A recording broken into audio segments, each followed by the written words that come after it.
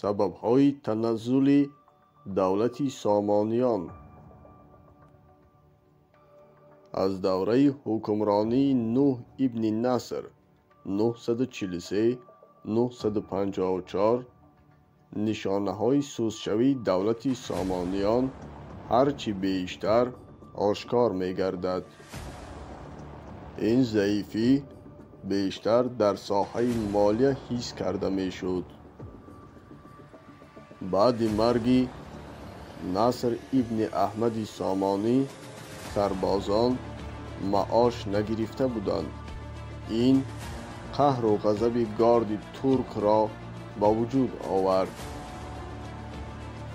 آنها با روحانیان و اشرافان دربار زبان یک کرده فکر سوءقصد را کردند. نوح ابن نصر سامانی در این کار وزیر خود را گناهکار می حسابید. کار تا به جایی رسید که او وزیر خود را به قتل رسانید، ولی این یگان نتیجه برای این کار نبخشید. از سال 954 تا سال 959 4 مراتبه وزیران عوض شدند. این نیز یکی از نشانه‌های سست‌شوی دولت سامانیان بود. بعد این وظیفه به ابو علی بلعمی پسر ابوالفضل بلعمی رسید. او این وظیفه را تا سال 974 یعنی تا مرگش در دست داشت. ابو علی بلعمی در اول با الپتگین ترک دوستی نزدیک بودند. بعدها میان آنها ناخوشی افتاد. الپتگین باشد به مقابل دولت سامانیان عصیان کرد. در نیمه دوم عصر 10 در ایران مرکزی و بغداد بویهیان به سر قدرت آمدند. آنها برای شهر ری با سامانیان دائما در جنگ بودند. عموماً از سالهای 60 عصر 10 مناطق خراسان را بی سر و سامانی ها فرا گرفت.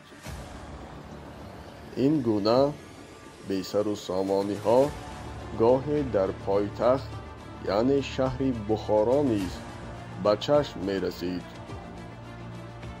از زمان حکمرانی عبدالملک ابن نوح سامانی 954 961 گارد ترک پرقدرت می گردد. سال 961 عبدالملک الپتگین را حاکم نظامی خراسان تعیین کرد.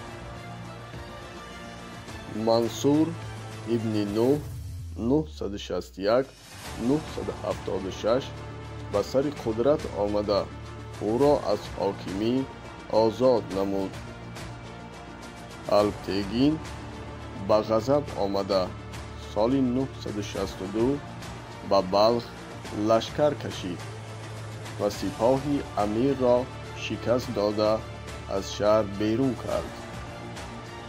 الپتگین شهر غزنین را به دست آورده مستقلانه حکومت میکرد.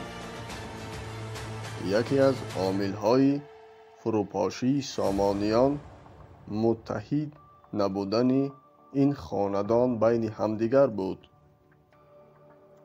نوحیدو ابن منصور 976 997 دولت را خوب اداره کردن نتوانست. بعضی سرلشکران خودسرانه عمل میکردند و با دشمن زبان یک میکردند.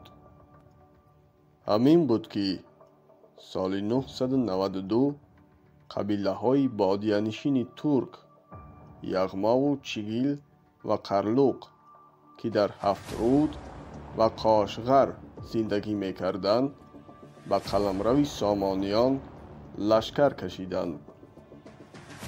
ابو علی سیمجوری، فایق و بگتوزون از جمله خائنان دولت سامانیانند. نهایت 23 اکتبر سال 999 دولت سامانیان از میان رفت و در قلمرو آن دولت قرخانیان و غزنویان به وجود آمد. ابو ابراهیم منتظر برای تشکیل دوباره دولت سامانیان تا سال 1005 کوشش‌های زیاد به خرج داد، ولی نتیجه نبخشید.